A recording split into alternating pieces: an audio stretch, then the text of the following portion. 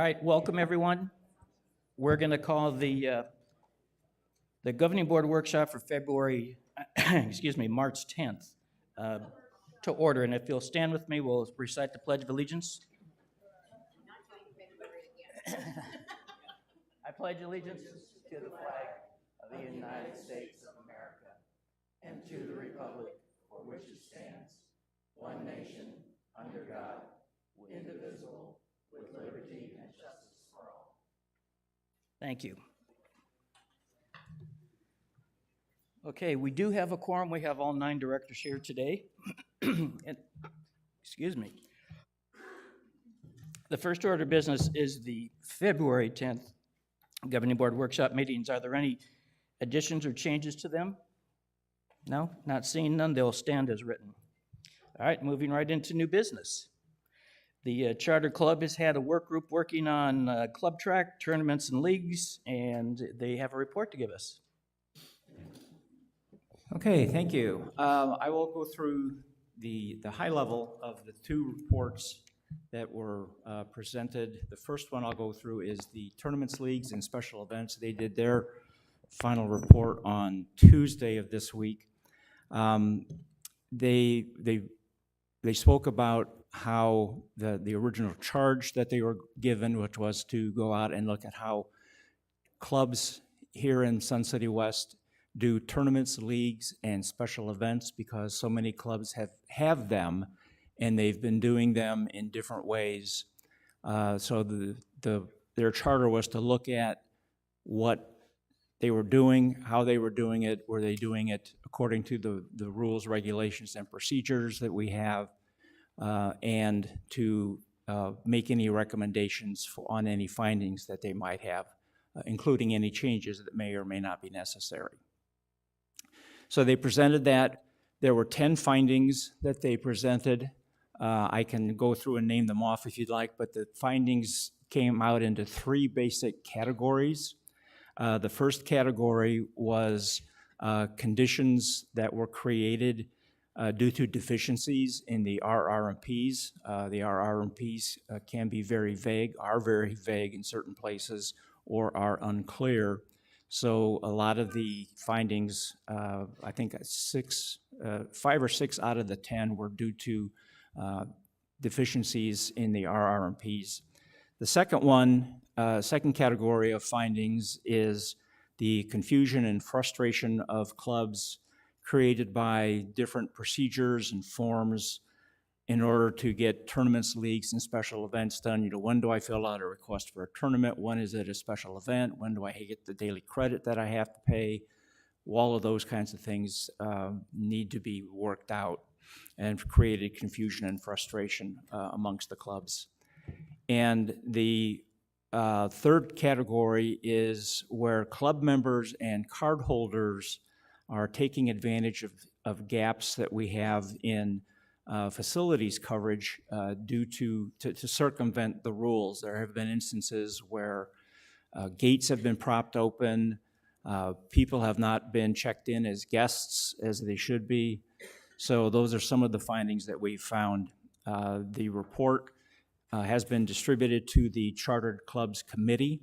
We are having a special meeting on March 28th to review that report and to go over the findings. The purpose of the meeting is to look at the 10 findings and each of the recommendations which have been prioritized, which ones should be advanced to the governing board. And obviously at that March 28th meeting, we'll be taking input from the audience as well.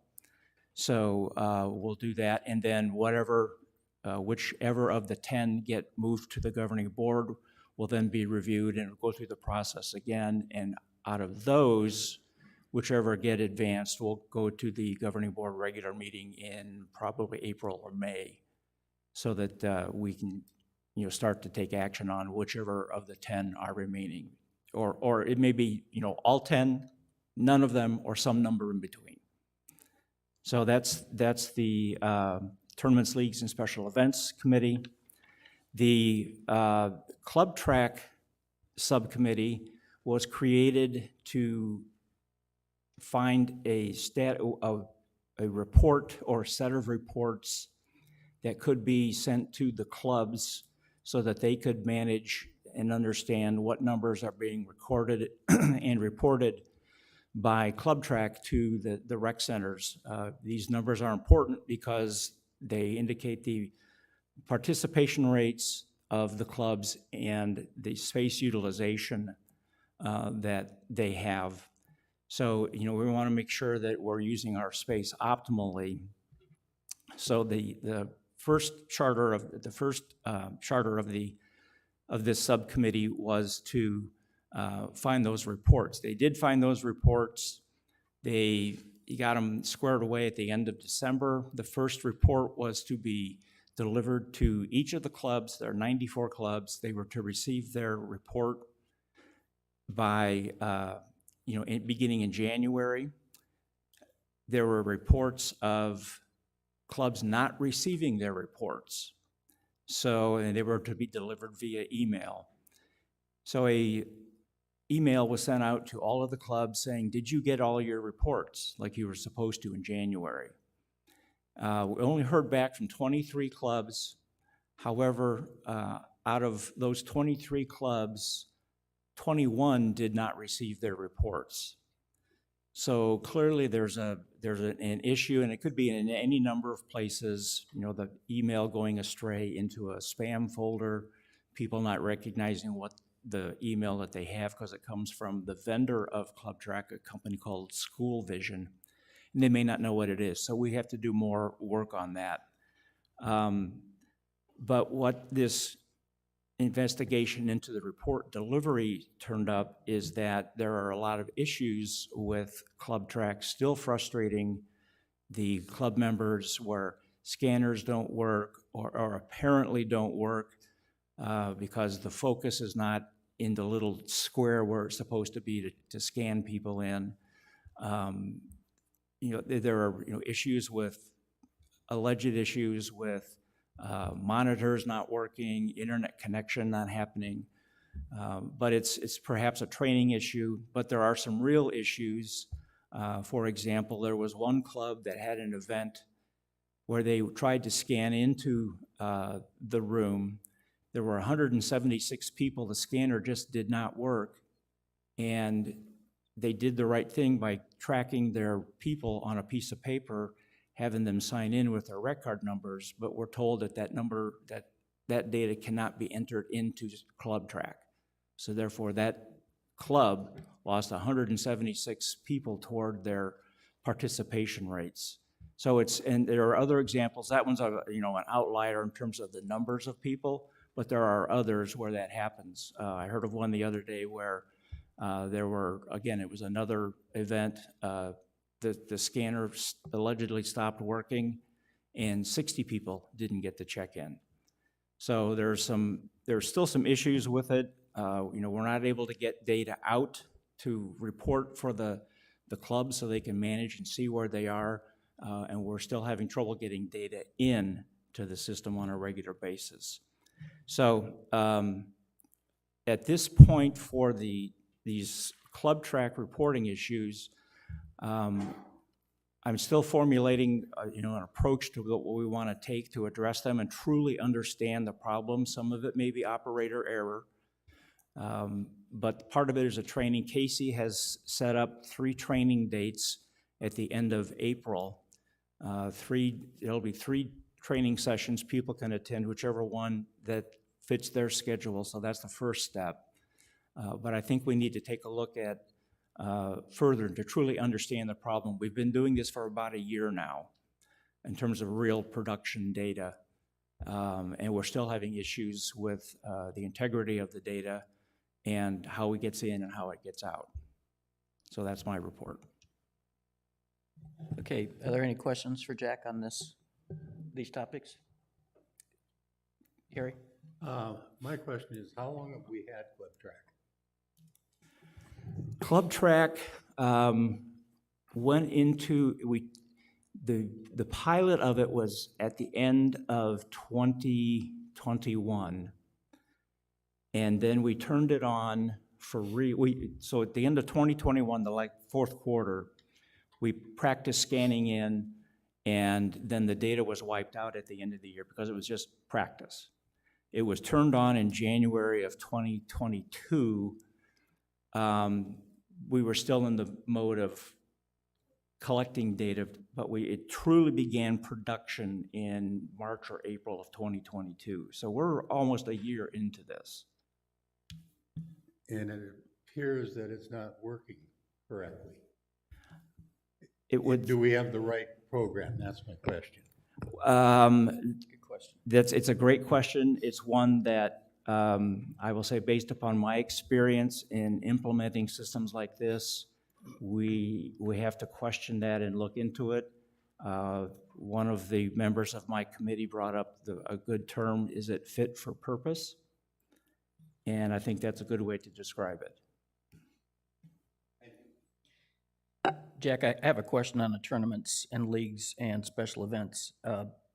After your committee looks at it and they present it to the membership, do you anticipate any changes to be made to the RRMPs, bylaws, or policies? I would say that yes, definitely. We definitely need to go back and look at the RRMPs, even on its own, because the RRMPs are vague. They do not provide the guidance that our clubs need, that our management needs, our operations people need. The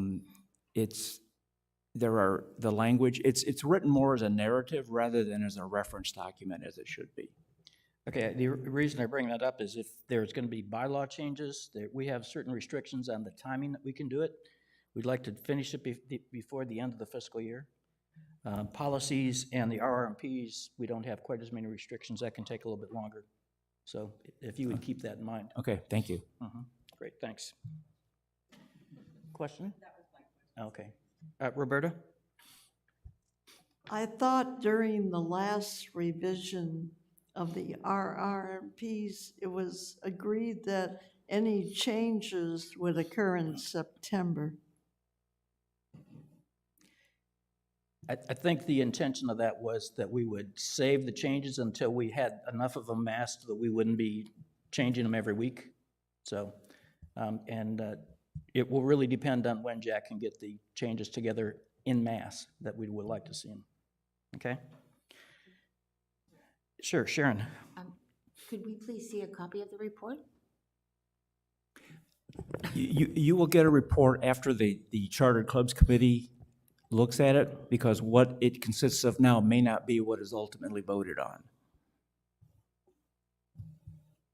So we can't see any of the figures or anything else prior to when they vote on this, just to know what's going on, educationally wise? I mean, we can do that. Okay, thanks. The subcommittee needs to make their report. They've made it to the committee. The committee needs to make it, and they'll make a recommendation to us. So once they make it public, we'll be able to see it. Okay. Next order of business, 3.02, proposed fiscal year 23-24 budget presentation. And I want to remind the board that this is a presentation only, and that if questions come up, please write them down. And if we could get them submitted, I'll go through them and kind of have a synopsis of what the questions are so that we can not get in the weeds with the presentation today. Okay? Mr. Swan? Okay, thank you, Director Hurley. Good morning, everyone. As Tim alluded to, this is going to be a long, probably about an hour-long presentation. No, just kidding. I'm going to go through this presentation.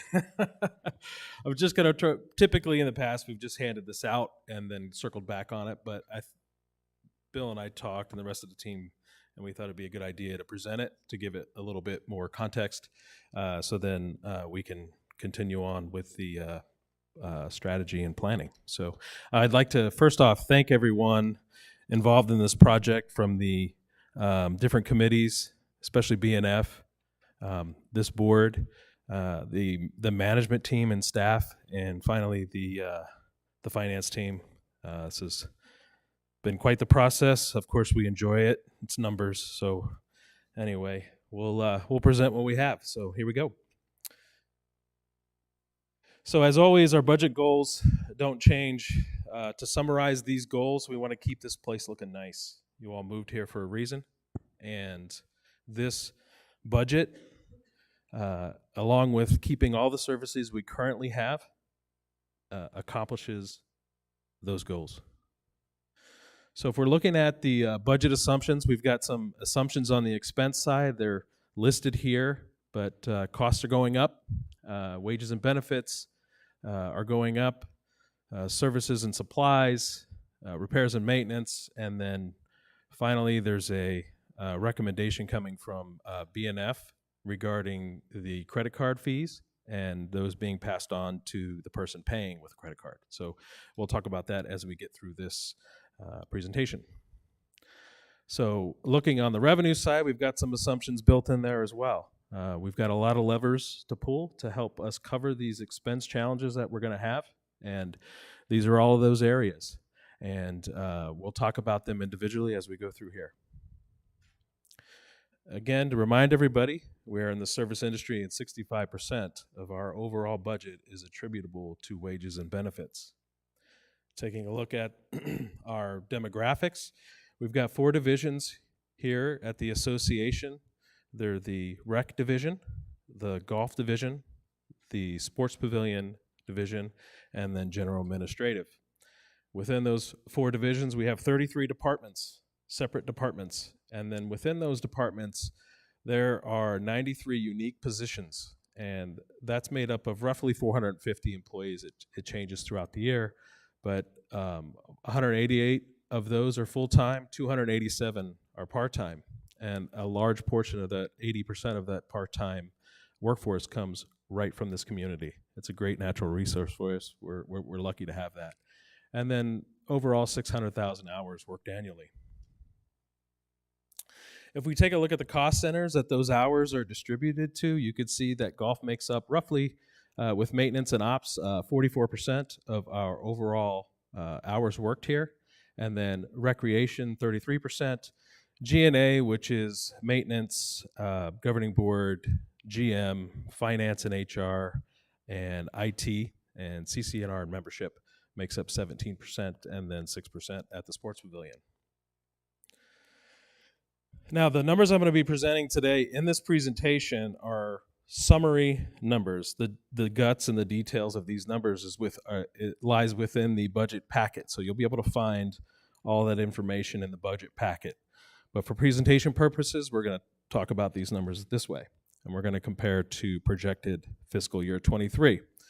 Another caveat, fiscal year 23 currently is actual through January, and then budget with some adjustments based on what's going on in the market or what's going on in the current fiscal year is added on top of that February through June. And so projected will change as we go through this process. We're in the middle of closing February. As soon as we get February closed, we'll update the projection with February actual and then continue down the line until this process is complete.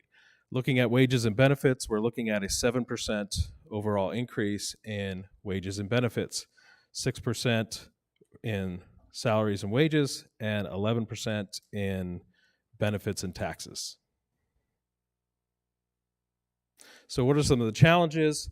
These are things that aren't necessarily in our control, but we have to deal with them. We have to deal with what's going on in the labor market. We have to deal also with mandated minimum wage increases coming from the state of Arizona and the impacts of those things on the rest of our pay structure. So we have to deal with all these things along with staying competitive in the market. So when we're looking at the $1.2 million increase in wages and benefits, let's talk about what's making that up. So $926,000 is attributable to salaries, wages, payroll taxes, and retirement. These are all kind of tied together.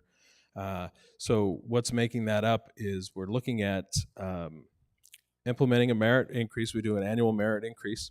And with that merit increase, we plan on adjusting issues that come up through compression issues after the minimum wage increase. It always creates challenges in different areas, so we have to address those, as well as address some of our competitive, we need to get more competitive in certain areas in that workforce demographics that I talked about. So a 3.5% increase in those areas, as well as a $1 increase being budgeted for minimum wage increase. Last year, it increased $1.05. So we're going to budget $1 in there, and that's attributing 926,000 or contributing 926,000 of that increase. Next, 306,000 in health insurance premiums increase.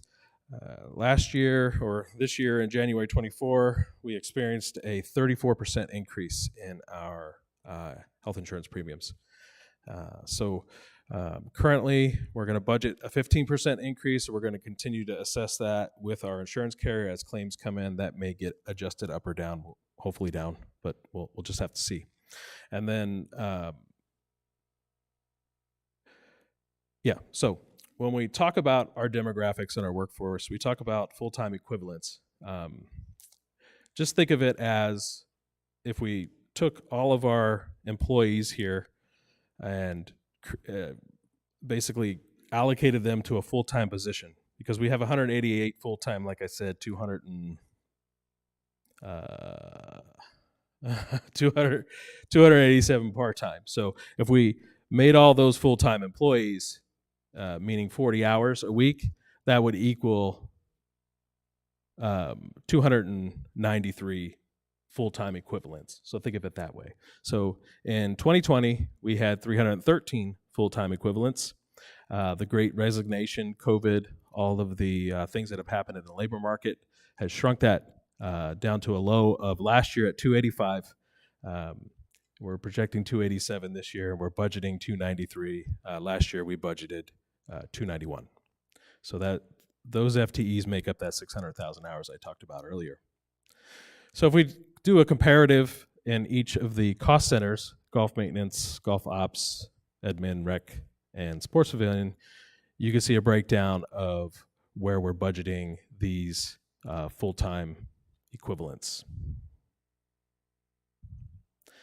So when we talk about full-time equivalents, let's break that back down into seats.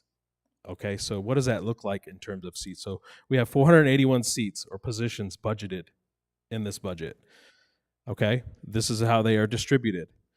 Currently, 454 seats. Now, when I say currently, when I developed this at the end of January, 454 of the 481 seats had butts in them, or they're filled.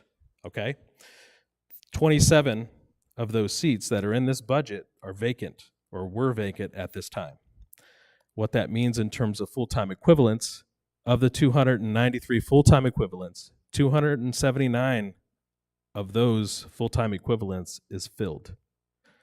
14 is vacant. So there's 14 vacant full-time equivalents in this budget. That number, I believe, is 12 now. So it changes. People come and go.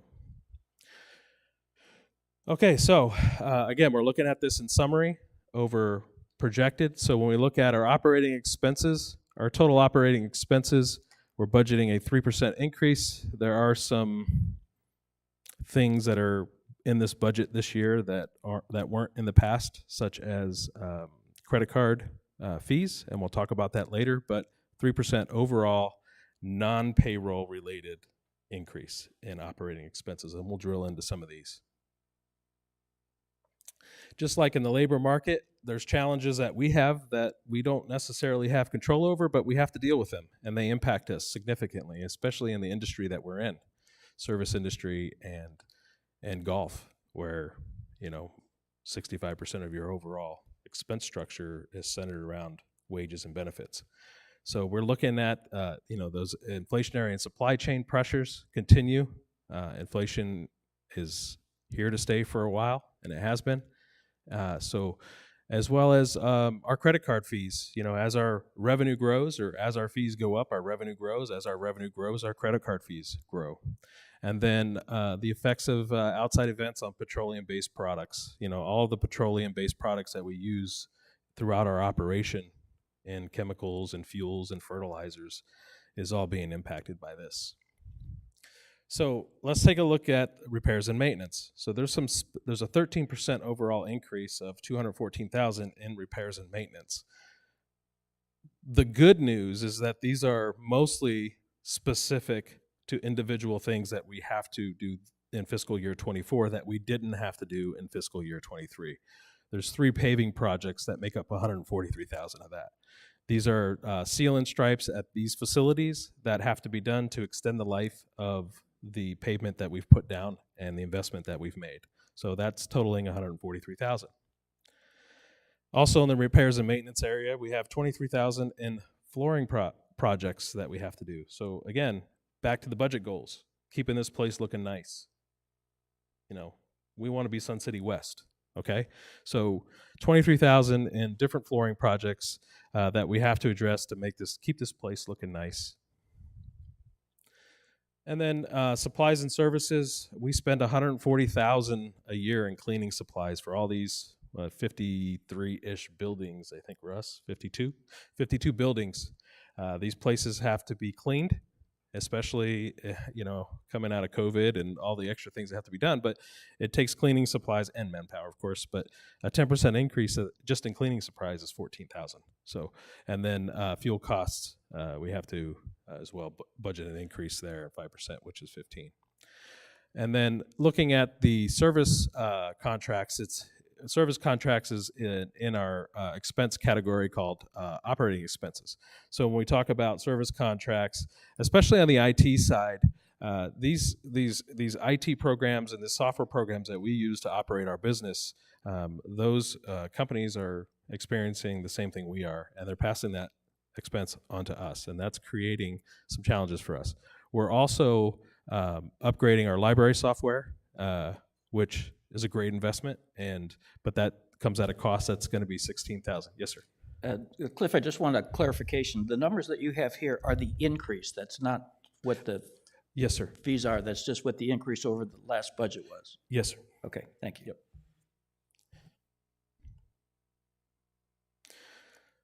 Okay, so again, I talked a little bit earlier when I thanked the management team and staff, but we spent a ton of time going through these expense categories, and the baseline expense increase that we started with was 5%, and in its own right was very ambitious, because we're looking at an inflationary environment, especially in the service industry, that outpaces even the high inflation rates that are going on now. But in so doing, the management team came back and presented an operating expense budget that fell within that, and then we sharpened the pencil and talked about some things that we can do to be more efficient, and we were able to do that.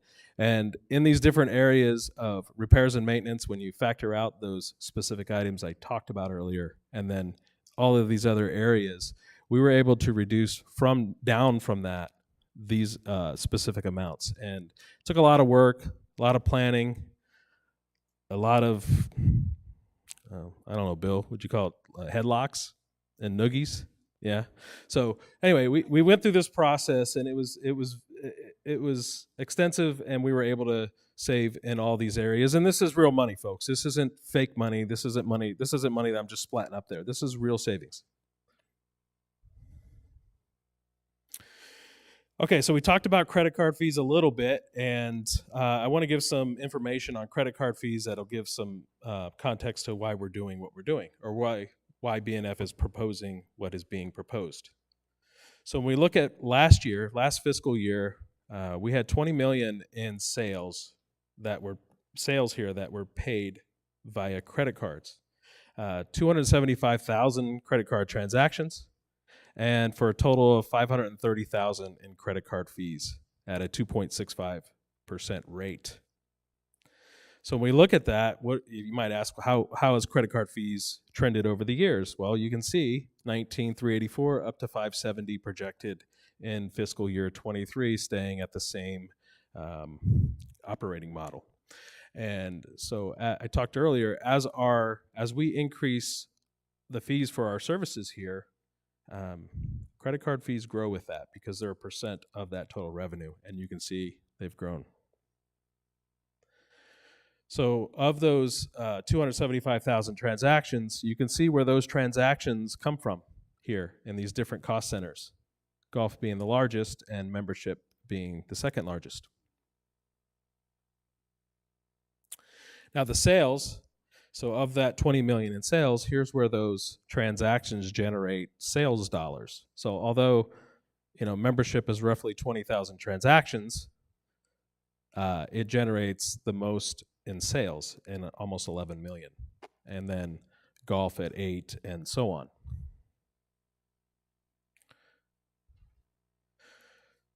So when we equate that to fees, the credit card fees at that average of 2.65% rate, you'll see that 280,000 in fees, credit card fees, of the 530,000 in fiscal year 23 were attributable to the membership cost center, and then golf 222, and so on.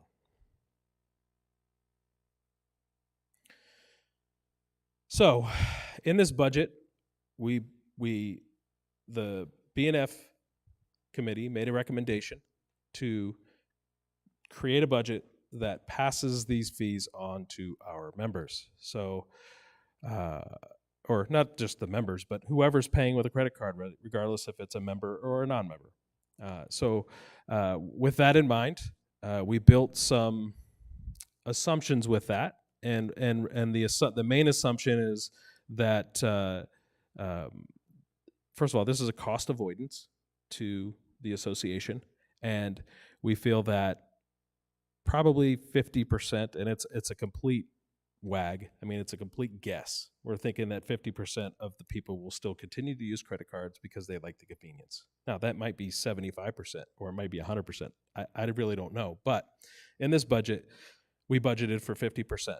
So basically, that the offset for that credit card expense at roughly 280,000, but it's in the budget packet, is offset with 220,000 in processing fee revenue. The delta in this of 60,000 is held back for other operating expenses that will be incurred through processing these other payment types. We're in the process of adding the electronic check option, or ACH option, which has a price to it, but it's nowhere near the cost of credit card fees themselves. So that's built into this budget, and so that's the impact of the credit card fees. 498,000 in basically cost avoidance to the association. That's cost avoidance because it was paid for by the association previously. Okay. Oops. So let's talk about revenues.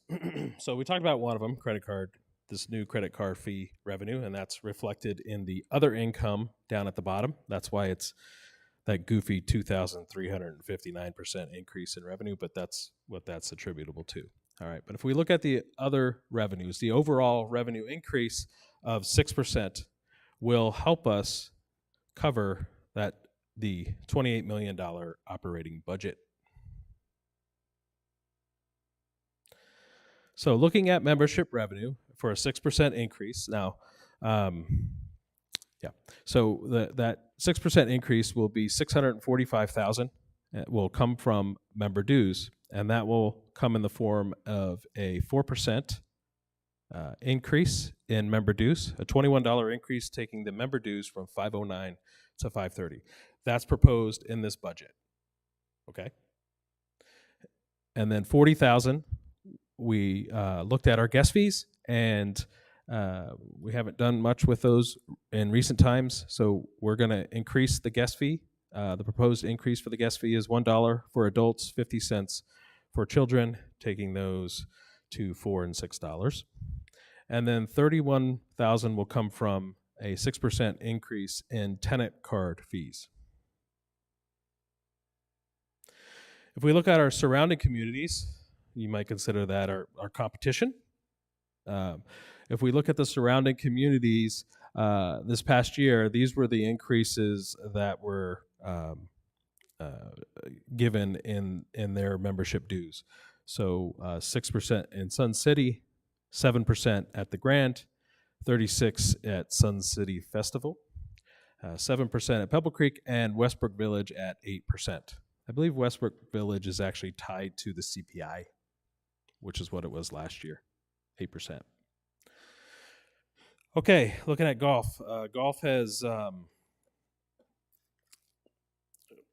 golf does a really good job in contributing and paying for their costs, and this year is no different. So a 7% overall increase in golf revenue is going to come from the following. $688,000 will come from greens fees. $531,000 of that will be in the form of a golf rate increase to our outside play or non-member play.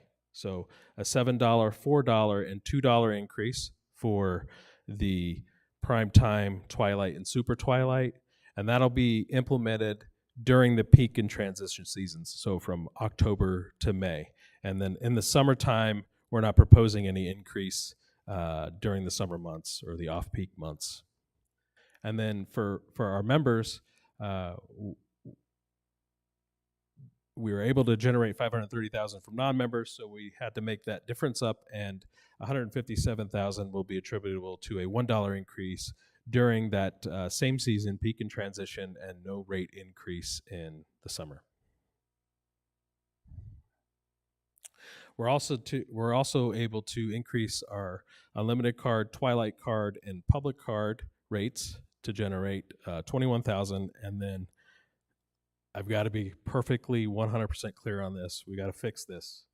I put up the wrong numbers last presentation on beer, and I got to tell you, complete mistake. So I got to fix this. Okay, so the proposed increase is $1 for pitchers and 50 cents for a can of beer. All right, I just want to be clear on that. All right, tell your friends. All right. Okay, so we're looking at driving range revenue. Driving range, we've got beautiful facilities and driving ranges, but unfortunately, the cost of the golf balls, we're buying new golf ball machines as well. That cost is going up, and we're going to pay for that by increasing a large bucket of balls to $6 and a small bucket of balls to $3. The range key price will stay the same. That'll generate $76,000 in additional revenue. Okay, bowling. So bowling, one of the busiest bowling alleys in the state of Arizona, and they do a great job over there. Taking a look at their rates, we were able to generate $37,000 in additional revenue by implementing a 50-cent increase in our league rate, and then also in our non-member open rate, we're going to increase that a quarter. And then we're also going to take a look at our non-member league card rate and increase that $5, and then those same beer prices will carry over as well. In special events, costs for our ticketing software has gone up. Also, just the overall amount of events that we're having, the cost is increasing. The talent and the acts, the price for those are also increasing. So we're proposing a $2 per ticket increase to cover those costs. And then we purchased a credit card machine to help us generate more food and beverage sales out at the park and those sort of things. That'll generate $5,000. Okay, APFs and interest income. So let's talk about interest income first. We have at any given point in time a substantial amount of money in our operating account that we have to have liquid, of course, because we need it to operate. But that being said, with the high interest rates that are going on in the market now, we're earmarking some of that money and investing it in short-term T-bills, and that will generate $100,000 in additional revenue for us next year, which is basically found money, which is great. So that's in this budget. And then looking at our APFs, we're projecting a little over 1,000 of APF, 1,000 APF transfers this year. Last year we had over 1,600, and traditionally we average about 1,200. So we don't feel comfortable in the B&F committee does not feel comfortable budgeting 1,200, and it was a recommendation that the BNF recommended that we budget 1,014. And then to help us offset the difference in those transactions, we're also proposing an increase of 500 to the APF fee to 4,700 from 4,200.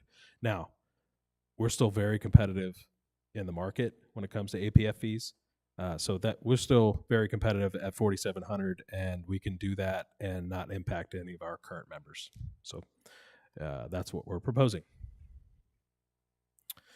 Okay, so we had last year and throughout the year we've discussed the something called operating cash inflow outflow, and the appearance of that, it appears like it's profit. It's not, but it does appear that way because we have revenue over our expenses. And our policy, our reserve fund policy, FI04, states that the operating cash inflow is a direct component of our reserve fund calculation.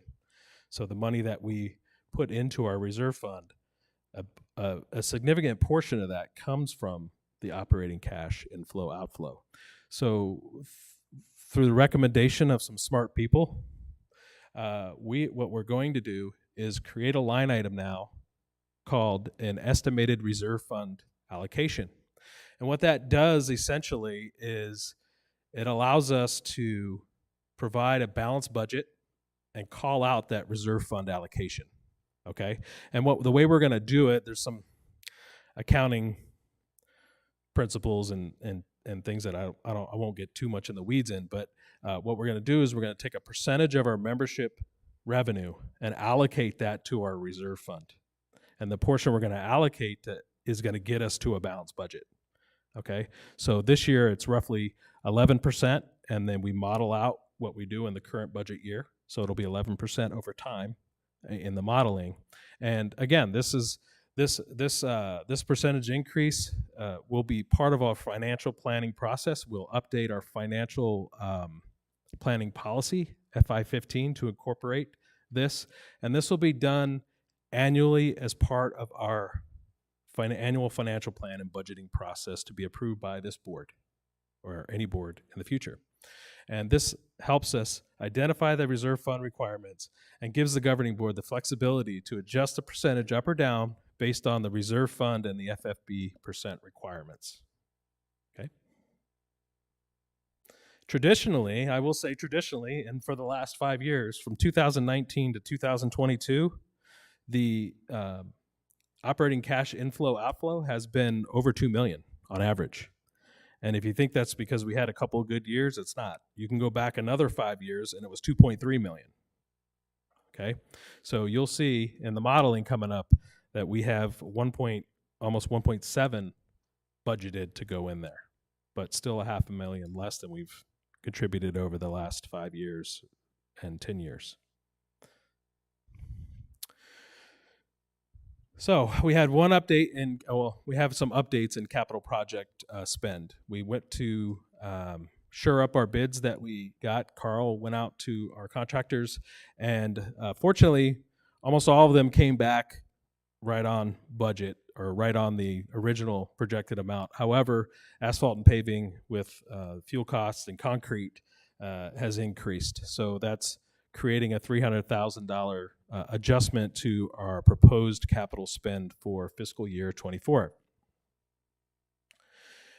So when we look at that, $211,000 is attributable to those asphalt and paving projects, and then $10,000 for the bocce ball court flooring replacement, cost of concrete.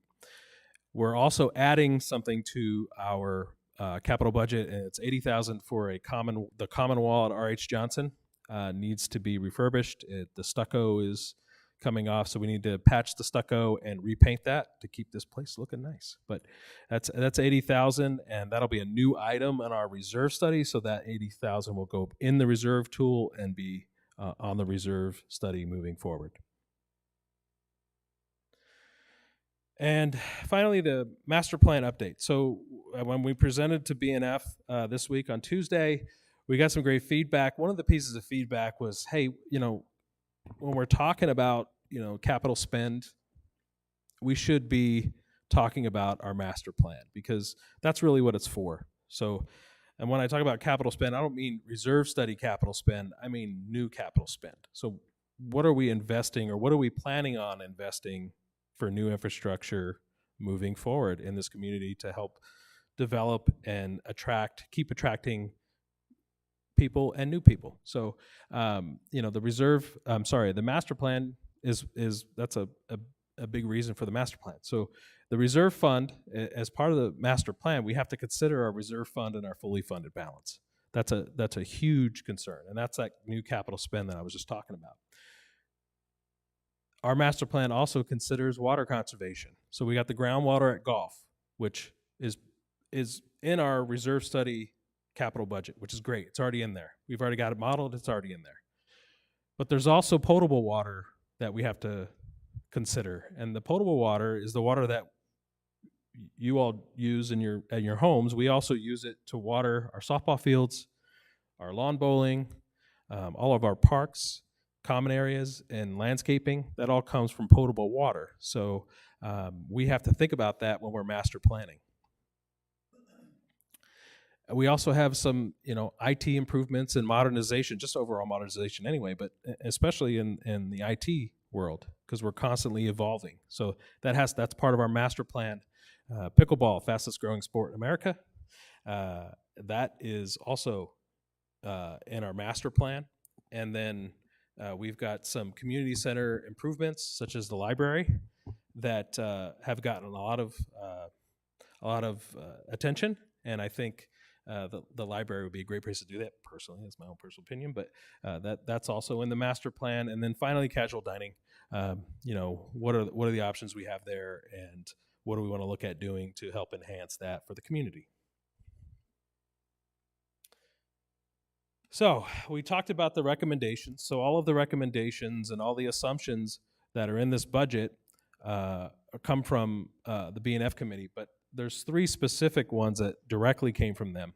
And that was the APF transfers that we talked about already with 1,014 and 4,700. So the APF fee recommendation from B&F. The credit card, the recommendation that credit card fees be added to all credit card transactions.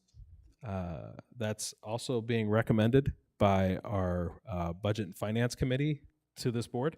And then finally, we budgeted in this budget, there's a 4.1%, or $21 membership due increase. The Budget and Finance Committee, they couldn't come to a full consensus on what that recommendation would be. However, they all agreed that the recommendation that they would put forward to this governing board is that the 4% that's in the current budget that's being proposed. There's also a 5% model that I'll show you that was also recommended by some of our Budget and Finance Committee members to the board. And then finally, a 3.5% increase as well, that I'll show you the modeling on that and the impact on this budget for all of these scenarios coming up here in the next slides. And that the governing board decides which of these three options or other options they may land on. So the current proposed budget, so the numbers that are in front of you, the numbers that are attached to this presentation, this is the modeling impact of those numbers. So when we look at the current year, we're projecting a 49% fully funded balance. And then with this budget, with a reserve fund allocation of $1,664,000 and a capital spend of repair and replacement of roughly $5.5 million, and a new capital spend of $603,000, which is the current proposed capital spend for next year. That will take our reserve fund balance to an estimated of $26.9 million and a 49.7 FFB percent. Reminder that 40% is by policy the floor. So roughly 50%, which is a solid number. and then what that looks like moving forward in the modeling to a 51% in fiscal year 28 with the assumptions to the right. Bless you. Okay, so what does a 5% dues increase look like? So 5% still keeps us below every one of the communities that I talked about earlier in terms of a percentage increase. So when we look at a 5% increase, I added a line at the top. It's called dues adjustment, and that's the impact of that. The 5% basically is 4% is 21, 5% is 26. So it's a $5 increase. So the $5 increase, that top line shows the impact on the reserve fund allocation. Okay, so a $68,000 will increase the reserve fund allocation to 1.7 million, but the impact really is over time. And we have a budget and finance committee member named David Miller, and he kind of talked about this place as a battleship. So when we make moves on dues, it's a slow impact, but it has an impact. So you're not gonna pivot real quick when it comes to dues, but over time you'll see the impact of that on the reserve fund, and you can see over time we can raise our FFB percent to 52%, a whole percentage point, simply with $5 in fiscal year 24. And then if we went 3.5%, so we decreased by $3 to 527 from 530 off of proposed. Okay, so proposed is 530. If we came down $3, you could see on that same line dues adjustment it is showing as a negative, and then the impact on the reserve fund allocation, which is the third line down, would by fiscal year 28 create a 50% FFB percentage.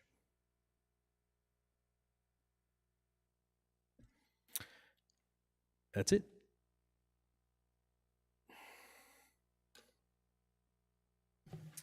That's a lot to think about. Yeah, there's a All right. good thing it's only March 10th. Well, I will ask if there's any high-level questions that people have. We don't want to get in weeds right here. We'll have plenty of time to do that later, but if anybody has something that they basically don't understand at a high level. I do. I'm I sorry. just want to know if the 2.65 that you gave us on the credit card is actually $13.25. Do I have that correct? Of Of what you 2.65. owe if you paid 2.65? I just want to make sure I'm correct. I multiplied it out, it's $13.25, so I'm saying it's $13.25, what you would actually be paying in credit card fees. If you paid your dues, if you paid Plus- 509 dues, yes. Right, plus credit card fees. Yes, Okay, thank you. correct. That was pretty weedy. Well, I don't understand what it is. So, No, that's Roberta? good point. I was just curious, why do we have the master plan items in there when we haven't approved it?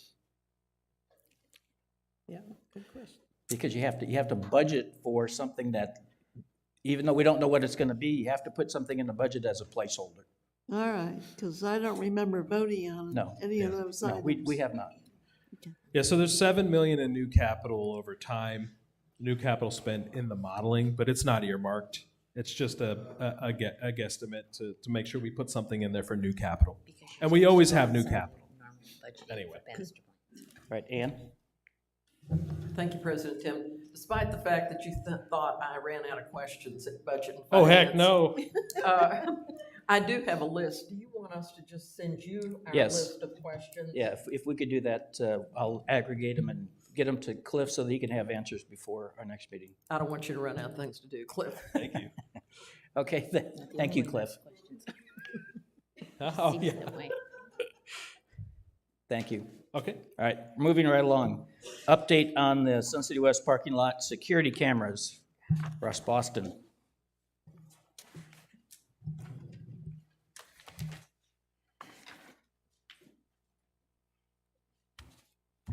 Good morning, everyone. So the last time we spoke, I believe we had a few thefts of catalytic converters. Since then, we've had two more. One individual got hit twice, all within a matter of a couple months. So we decided to throw a really quick fix at this problem with some roof-mounted cameras. It is in what we call a stale parking section where people come, they stay all day, so you don't have a lot of back and forth, so it was an easy target. So we did that rather inexpensively, $24.50, got us 2 fixed cameras, and there's no further charges. We just keep, if we have an event, we can pull the footage and then give it to law enforcement. What I did do is I reached out to a company in Texas. We had discussed before about the portable units that they have available. The first time I reached out, we were looking for prices to purchase. This company actually rents them, so to speak. So Kathy, if you can flip the page one more time. One more time. There we go. That's the important stuff. So they have it in by year, 2 year and 3 year. And you can see the longer you go out in terms, the cheaper it gets. They do give an option for monitoring. And I don't believe, I'll have to get in details, but I don't believe that means somebody's sitting there watching it. It just means that somebody can retrieve our data for us. It's minimal cost, but it's not necessary because data retrieval is fairly simple. You get an event and you go and retrieve your data the same as we do as the fixed systems we already have. The one interesting thing about these, what I wasn't aware of, is that it actually does audible. So if you wanted it as a night security, if you got too close, it would like yell at you and tell you to back off or they're gonna call the police. So that was kind of interesting. So that it kind of tells you what we're looking at figure-wise. Because this is new, we don't know how it's gonna fit. My job is to give you guys ideas so we can figure out the smart way to go forward.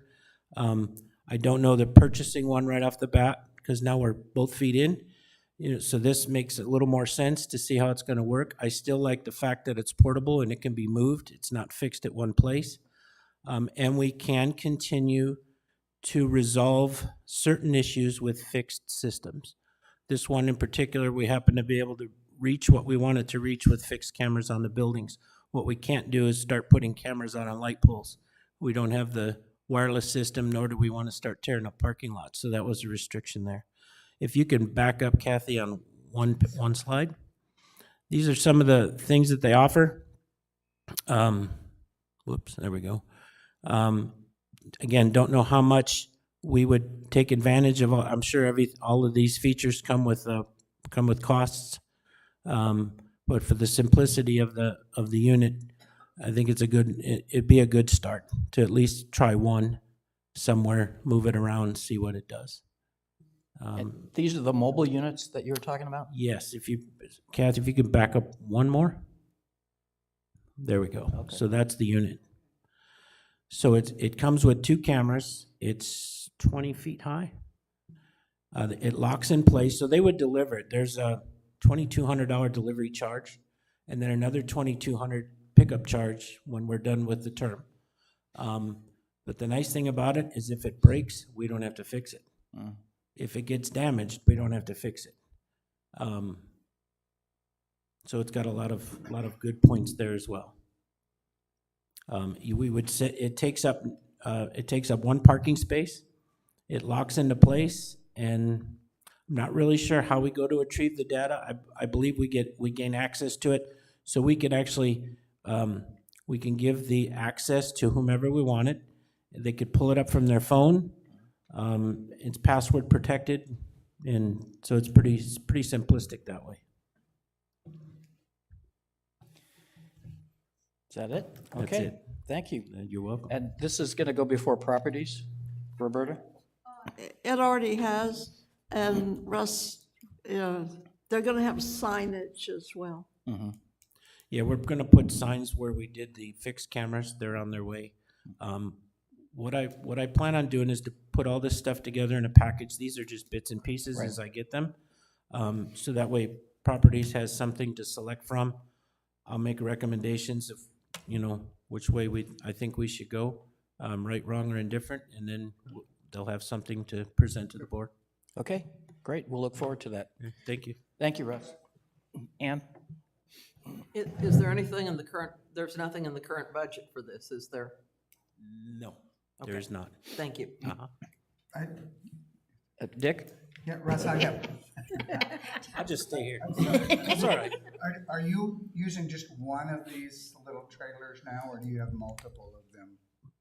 We have none. Oh, you My have none. This is just suggestion a- is to start with one, Just to start with one? start small, see how it Yeah, progresses. okay. Again, And then we can move it around, if we have a special event Yes. somewhere, we could move it over to there or Yeah. whatever we want.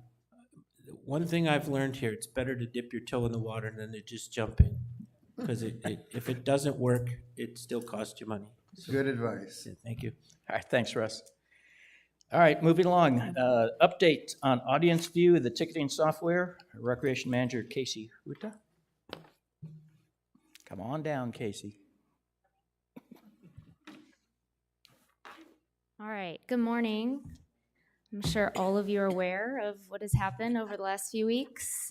Starting February 23rd, we were notified by Audience Viewed of a malware breach. So we made the decision on that Friday to turn our end off to make sure that everybody's protected and get reassurance from them. We went live again, which we did. We went live again February 27th at 8 a.m. We had ticket sales for about 3 hours, and they turned everything off at noon. So they did reassure us for that small time that nobody was affected that did purchase tickets. So during that time, from the 27th to now, we are now back up and running as of 8 o'clock this morning. So all is good. During that time, they consulted with security companies and worked with all admin users to update their passwords. But I'm very happy to say that we're back up and running and we're good to go. You can see what we have available for Audience View. The only one we are not going to bring back on Audience View is Theater West. That's because they made the decision to go general admission for the remainder of their ticket sales. So we thought it'd just be easy to work with them for their current, most recent door list to move along this way. So I will say that we have tickets available for this weekend. I got notification this morning that somebody's already sitting out there starting at 7:45 a.m., getting ready for tonight to get his seat. So I'm sure that'll start filling up more so around 3 o'clock. But looking forward to that. We are almost sold out of our Cinco de Mayo, so if that does interest you, we do have that available. St. Patty's Day, we had a hard time with marketing that because Sunny got really creative. And we were unable to show what she wanted to show because it affected the ticket sales. So you will get to see what we're gonna post today for the first time.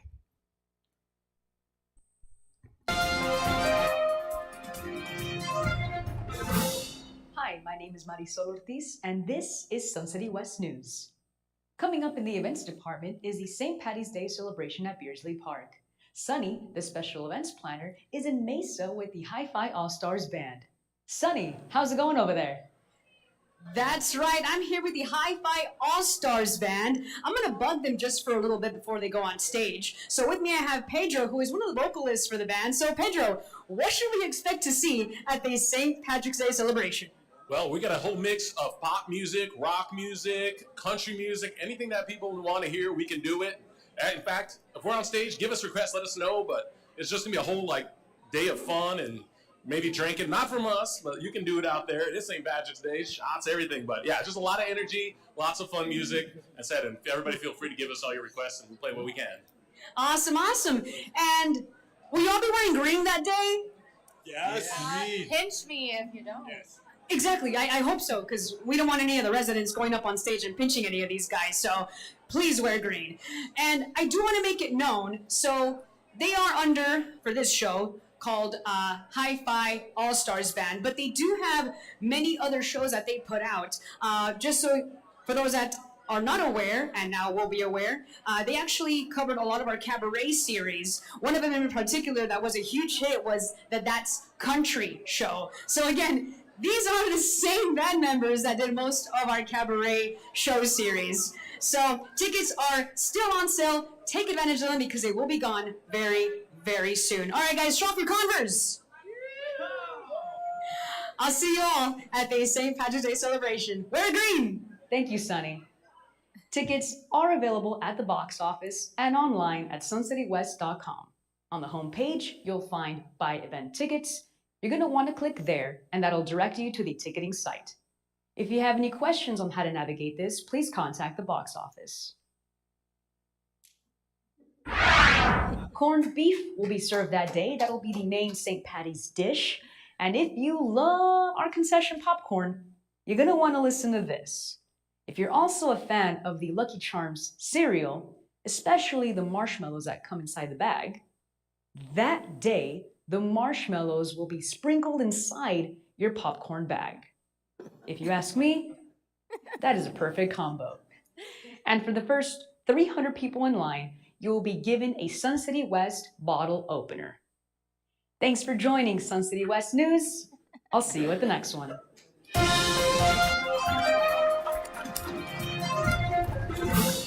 Does it feel like you're leaving Star Wars? That's what I feel like. What? Oh, okay. So that's like nice little lighthearted information, considering the last few weeks have been very stressful for her and the box office staff. So just to give you an update, we are currently in a positive note. You may, if you do purchase tickets over at the box office, we're working on the thermal ticket printer. You may get an actual PDF piece of paper at this point, but you're getting tickets, so moving forward in a positive direction. That's all I have. Okay, thank you, Casey. Any questions? Any other questions for Casey? Ann? Where can you get Western Air's tickets? I knew they halted those. It's in there, April 14th through 17th, Musical Memories. You can actually purchase them online. Yes, yes. Everything is online or box office other than Theater West. Okay, thank you. Before we go to director comments, General Manager would like to say a few things. Thank you very much. Just first off, thank you, Cliff, for the budget presentation. I think that was a wonderful touch as far as just basically just handing this thing out and letting it run. I think there's good information there, and thankfully it's televised. Katie, thank you. And all the staff in the back of the room, thank you for all that you do.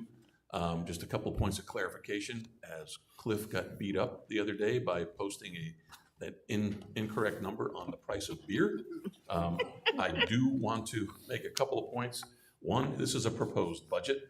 There's going to be plenty of dialogue coming up in the world of credit card fees, CPI rates, where we are, inflation, and those types of things to look at. Those are coming up. And the word that was used earlier in a BNF meeting regarding a battleship and how our dues, and it's a kind of a slow turn as far as that goes, but understand the CPI rates and inflation affect us all. I was using somewhat of a scenario of an airplane. When the CPI rate is going one direction and our annual rates go in a different direction, it's a bit like an airplane with its nose pointed toward the ground. Scenic for a while, but in the end, we all pay for that. So we got to be very cautious there. And then the other thing, there were no headlocks and there were no noogies involved in this presentation. Thank you. That's not the word going around. Okay, we're going to move into director comments, but before we do that, I do want to remind the board that you have some homework from the training session we had the other day. I have gotten one or two, but today, remember, if you don't see me afterwards, I'll remind you. Roberta, do you have any comments? Well, I was just saying, if somebody wanted to see what one of these parking lot security cameras looks before we get ours. Lowe's down here in Surprise has one in their parking lot. And so if you're down there, you can see it. You can even hear it. They do make quite a bit of noise, sort of like generating its own power or what. I think that one there is, it can actually be manned, isn't it? Can it? The one in Lowe's parking lot can actually be manned. Somebody can go up in a little thing up there. Okay.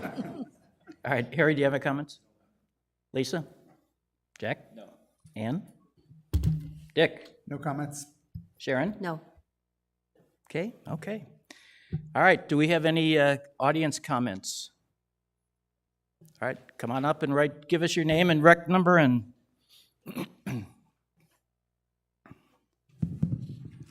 Good morning, I'm Christine Novello, 127780. I'll write it down as well. I'm a member of the Budget and Finance Committee, so I just wanted to add one thing that I didn't quite hear. Sharon had asked about the credit card fees and the impact on membership.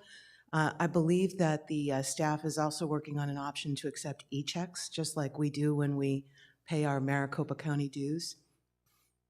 So assuming that impacts some of your deliberations, we talked about that in Budget and Finance. Is there anything that Director Rhodes would like to add to that?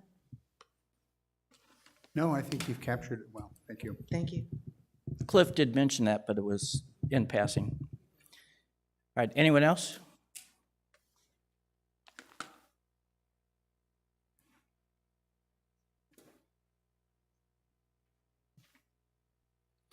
Bill Weaver, 124087. I was at the Budget and Finance Committee, and I also mentioned this at the end of that meeting.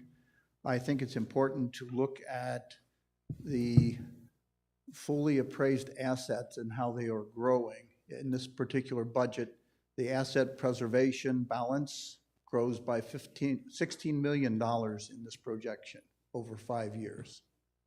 And it appears that it's being funded from these particular funds that are coming in here, the dues, the credit card fees as they're coming up, and the APF.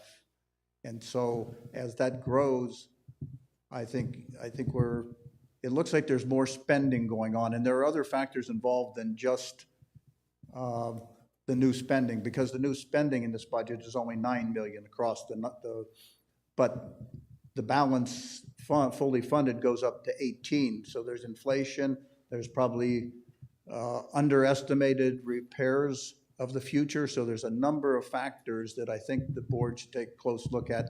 And rather than nickel and diming some of the fees, look at some of the assets.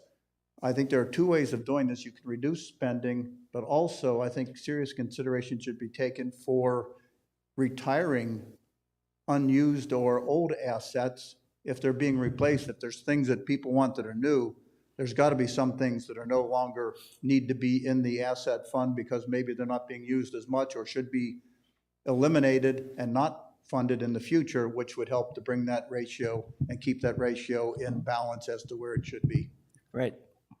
The other, I was under the impression that new capital was funded from something other than fees and the asset preservation, that there were some other ways of funding by raising capital in some other fashion. And I'm wondering if that should be done, because when you take it out of the asset preservation fee, you have to remember that's really $2. You take one out that has to be put back in, plus it adds to the denominator, making that that asset liability. You know, it really doubles that. Okay, thank you very much.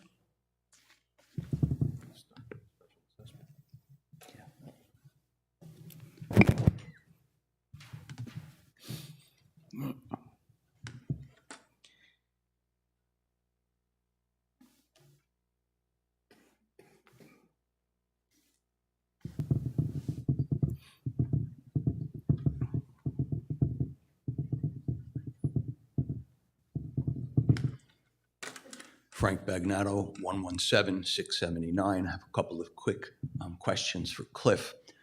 Regarding the minimum wage. Frank, the questions have to be directed to me. Oh, I'm sorry. hopefully you can answer them then. Regarding the increase in the minimum wage, when will we know the official figure from the state of Arizona? Will we get it in time to make certain that the dollar that's budgeted is enough, or perhaps it's even too much? So do we know when we'll actually have that figure? Well, we know the one that just happened in January 1st, and it's projected to go up with the CPI, isn't that right?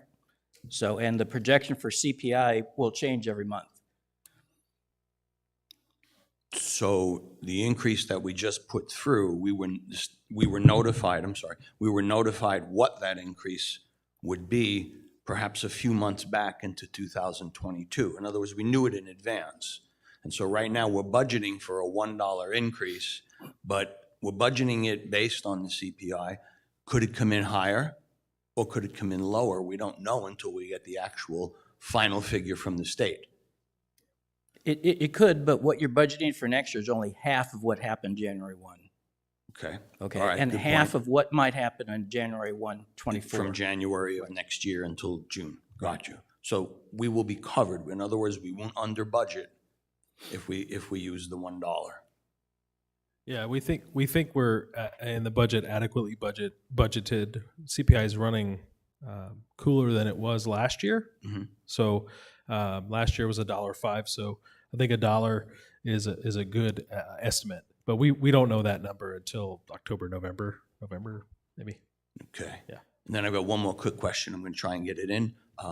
Regarding the three budget scenarios, 5%, 4%, and 3.5%, the projection for $570,000 in credit card fees is for the current fiscal year. In those budgets that you did on a projection, how much of that $570,000, if anything, is in those budgets? It was roughly half of it, wasn't it?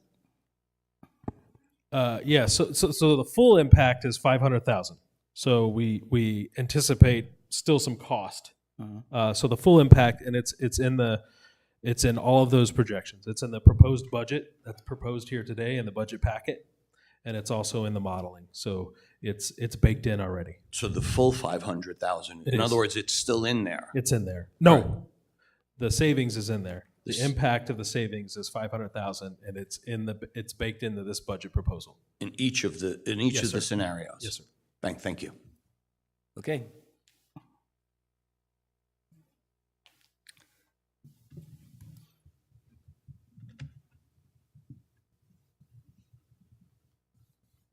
Good morning. My name's Alan Schlemmer, 137012. Thank you for the excellent presentation on the budget. I would caution as we go through the budget process to break out the credit card fee issue between mandatory fees and expenses that we as residents have to pay and that the RCSCW relies upon versus discretionary spending that people do. Dun & Bradstreet, as an example, estimates that in retail sales, the use of credit cards actually increases the average sale by about 18%.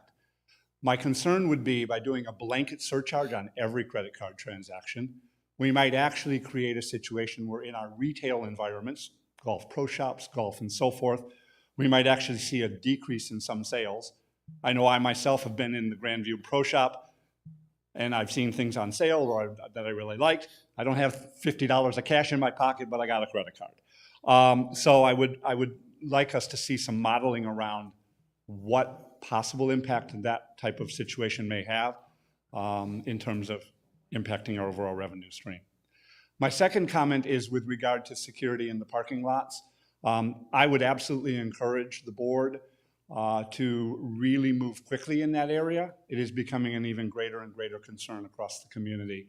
And anything we can do quickly to make those parking lot areas safer would really be beneficial to all of us who reside in the community. And thank you guys for everything that you do every single day. Thanks. Thank you.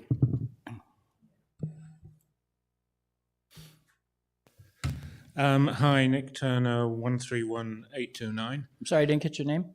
Nick Turner. Okay, thank you, Nick. I'm a member of the Chartered Clubs Committee. I'm also an officer of a chartered club. I'd just like to make it clear I'm speaking personally now and not representing any of those. And I have just two questions, and I don't really expect an answer now, but perhaps it could go into your discussions. The first one is on credit cards and the credit card fees. what are the consequences of a move away from credit card use? That fewer people use credit cards, but we still get the same number of transactions.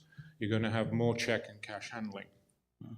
And have the additional costs and administration of running more checks and more cash also been figured into these numbers? Yeah. And an ancillary kind of question is, do you want that hassle? Good question. Within the organization. And my second question is on the staffing numbers. I couldn't help but notice that the overall staffing levels have declined over time, but the administration staffing levels have gone up. So I was just wondering, are those additional staff providing additional services which are a benefit that we couldn't do before because the staff budgets didn't allow for an increase in the admin? Or are we just not improving productivity in the administration area at the same rate as we're improving productivity in all of the other operations? Thank you. Okay, I just had whispered in my ear, the increase was the addition of the CC&R department, those folks. Okay, thank you. There isn't a pen here, but I can put mine in. Okay, thank you.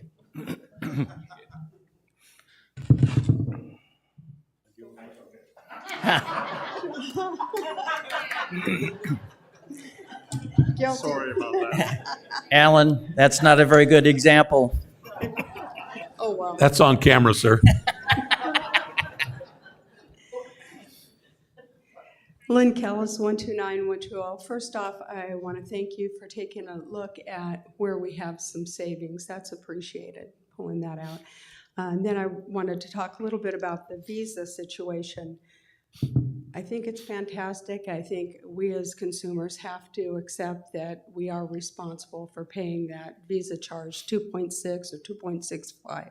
That's pretty minimal. I'm sure not everyone agrees with that, but that's my personal belief. I expect that. When I go into the grocery store, it's very rare that I walk in anymore with cash in my pocket. I usually take a credit card, and they're not doing it for free. You know that those prices are up because they're going to cover all the extra charges.